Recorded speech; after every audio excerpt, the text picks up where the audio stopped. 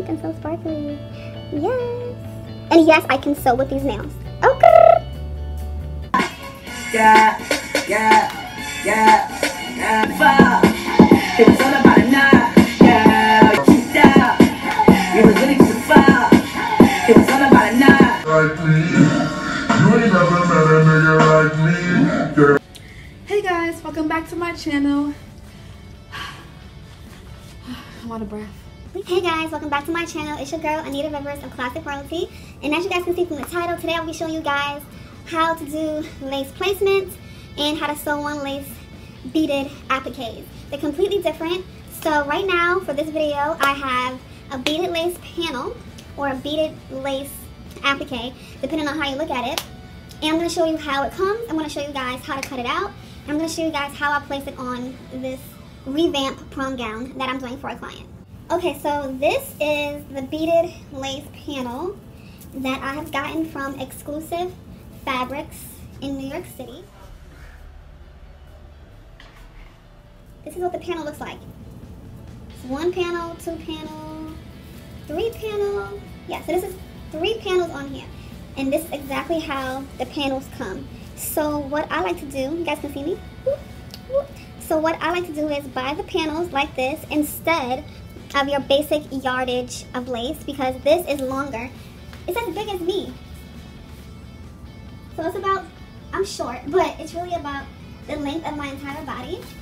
And I love the edges. So what I like to do with this is really just like get the lace, use a scissor. But now I just ordered a wood burner. If you guys don't know what that is, I didn't know what it is, but a lot of people in my sewing group have wood burners. Imagine a stick and it burns the mesh. So instead of cutting, you just do this with the burner and it just melts the mesh away.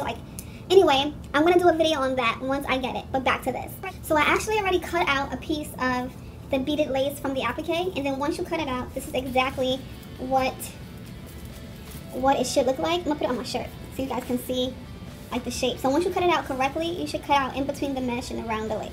So this is exactly how you should cut it out. But I cut it out already, I put it on my mannequin, and I put it on the revamp prom gown. A lot of you are like, what's a revamp prom gown? Okay, so this is a revamp prom gown for those of you who are curious and who's asking like, what's a revamp prom gown? So a lot of people, you know, during prom season, they can't afford a custom dress. So I had a client come to me, she said, I want you to create something, but I can't afford it. I said, okay, what do you have in mind? She says, is it okay if I can actually buy something from a website, I can give it to you, and you can revamp it? So revamp is basically a half custom, a half bought item. So this dress, this long sleeve piece from neck to knee, I did not create.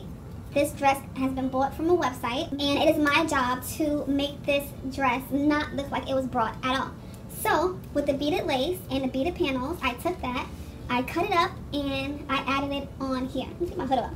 I don't even know why I had to have it on. Like I said, yes, I got the lace, I cut it up, I had it already, and I placed it on the dress. And it's giving me very old Hollywood vibes. So as you guys can see, this is the beaded lace applique. So what I did was, I didn't know what I wanted to do with it. I had no idea, but I said, oh my God, I have this lace. I have to use it. So I use it and I cut in between the mesh here. And as you can see, everything is just pinned right now. So if I can remove this pin and remove this pin, let me go closer so you guys can see. Yeah, see how I can just take that off? It's not pinned. But this is going to be hand sewn. Everything you see where a pin is going to be hand sewn. This is better. Hand sewn, hand sewn, hand sewn, hand sewn, hand sewn. Everything on here is going to be hand sewn. And then when you're dealing with appliques, or if you're dealing with any kind of lace that you're turning into an applique, always make sure that you pin everything first, so that, you know, if it's too close to the center front, you can move it up. As you guys can see, I took this panel, just like this. I cut everything out, and I literally placed it right here to see where I wanted it to go, and then I cut out the mesh on the side, and then I just played around with the shape and everything else, and it's coming out pretty damn good for you. I'm gonna do a review on this dress once it's completely finished, but I wanted to show you guys the lace placement. I can place it on the side, I can place it in the center, I can cut some up, and I placed it here, right here, if you guys can see on the shoulder. I'm gonna place some maybe right here, and then I'm gonna hand sew. And then if I turn to the side, this is an open back dress, and then I have the lace coming here on the sides, if you guys can see. The beaded lace comes all the way to the side.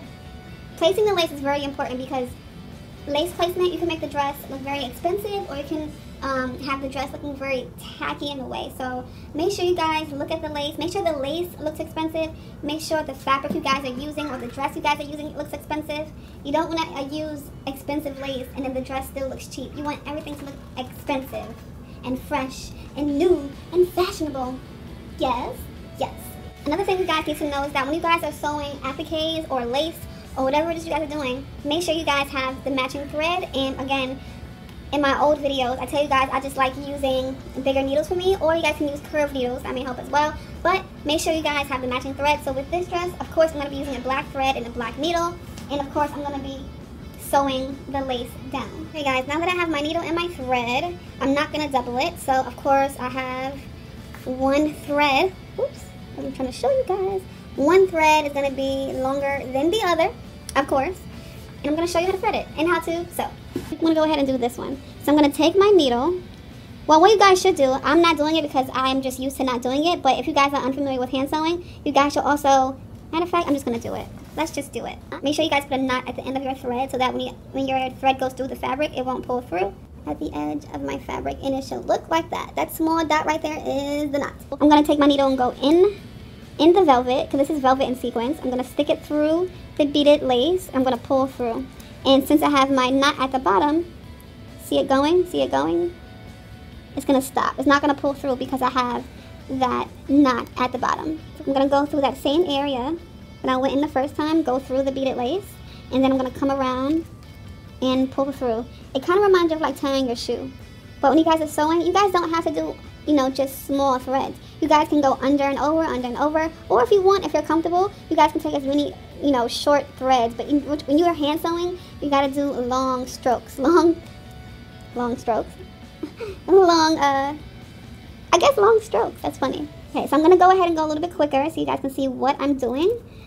So this method that I'm doing, since it's black on black, I'm doing in the fabric, in the beaded lace, and coming out. So it's under and over. Under and over. I like that method better. And over. And since everything is black, you won't see the thread. That's why it's very important for you guys to have matching thread, so you guys can't see where I'm sewing. I'm not taking the needle and going through the lining of the dress either. I'm literally going through just this top part of the fabric.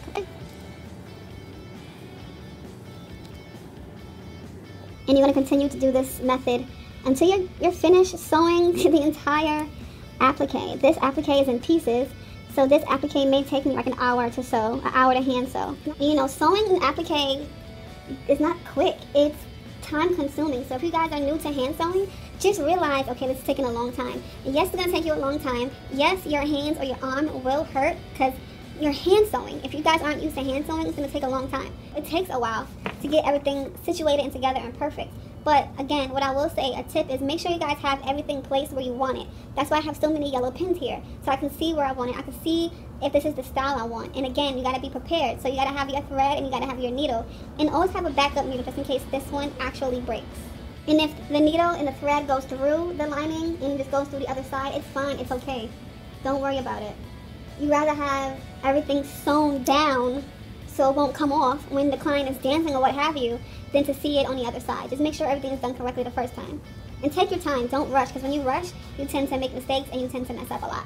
And when it comes to doing certain areas, like up here, you guys see how I'm short and her shoulder is like at my forehead? I normally get like a stand or a chair. I stand up a little bit and I like standing on top so I can see where I'm sewing. Another tip, what some of you may have done, some of you guys may not be interested in hand sewing. Depending on what this base fabric is, you guys might want to go home and just get on your sewing machine and sew all of this. I don't ever sew lace appliques on the machine. I just don't. I like to place it where I want it, and I don't like that thread with the machine where it's just so straight. I don't like being on a sewing machine trying to copy every single edge of the flower. For all of that, I can just bust out a hand sew real quick and just get to it. I have my music bumping and I'll be good. Like, that's way better for me. So you can hand sew, you can use the machine, and I do not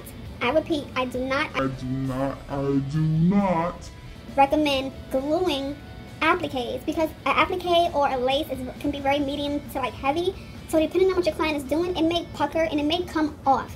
I've been in situations where I had to fix a prom girl's dress for prom, and the lace was glued, and the glue was peeking through the dress on the other side. That's what you don't want. So to not have any issues like that, just make sure you guys have some time to yourself and for the dress, and hand sew, machine sew it, even tack it. Like, just make sure it's sewn and not glued. Please, no glue. Another tip is never hand sew or do anything when you're tired. When you're tired, Lord, things always happen. You mess up, you cut the wrong length, you cut the wrong trim. Just don't do it when you're sleepy, okay? Because I've been in many situations where I'm cutting something and why am I sewing the right side to the wrong side when it should be right sides to right sides? And you realize it, like, what the fuck? I need to go to bed. Like, yeah, that happens plenty of times. And if you have a sister or brother or mother or husband or boyfriend and they just want to help you, let them help you. It's always best to have things done with more than one person. Like, I wish I had an intern or somebody to help me do this stuff, but I'm also hands-on. But I know my hand, I know my work, so it really doesn't bother me. Like, I'm doing this lace right now, and it's also the weekend, so I may start it now. I can do a little bit tomorrow, a little bit tomorrow night, a little bit the next day, and it won't faze me because I know at least the main part of the dress is done, and everything else is just, you know, small. Okay guys, so I'm kind of done with sewing this portion of the dress. So like I said, it was going to be a long video, but I wanted to show you guys the tips on how to hand sew lace or appliques. There is an older video on my channel on how to sew on appliques. Go ahead and check that out. You can go over and under, you can go under and over, you can go through the fabric, you can go through the fabric and the lining. It doesn't matter as long as everything is nice and neat and clean. And again, this is a beaded lace panel applique that I got from Exclusive Fabrics in the city. Yes, they have an Instagram. Yes, they have a WhatsApp, so you can call them and send them pictures. This is what the beaded lace panel applique looks like. You guys see the shapes. There's bigger stones here. There's smaller stones. This camera is so out of whack. It gets light, then it gets dark. And oh, this part here, I know a lot of you guys may want to know, this is black. See? Black mesh.